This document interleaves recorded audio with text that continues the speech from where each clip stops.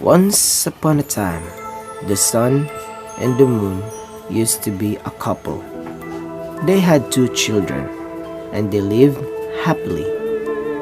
One day, as women used to do, the moon had to fetch water and gather some gabi from the garden.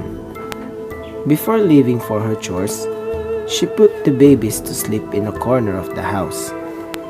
When the babies were asleep, she told the sun to watch over them, but to never go near them because the heat from his body will cause them harm.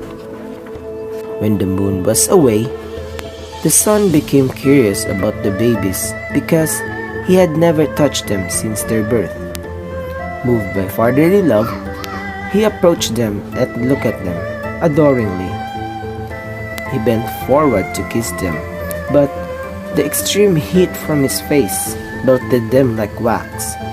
He was shocked with what happened and regretted it. He wept and withdrew to the nearby forest for fear of his wife. The moon was back to the house in time. She put down her heavy load and went to where she placed the babies. She saw what happened to them and railed at the sun for what he did. He heard her lamentation, but stilled himself. He understood her anger and grief, so he returned to the house after a while. The moon cried louder and angrier than ever when she saw the sun. He tried to soften her but failed, so he got angry at her and called her his manga. But no sooner had she calmed down for fear of him than she cried out loud and raged at him again. As if it weren't enough, she picked the burnt bodies of the babies and threw them out of the window to the ground.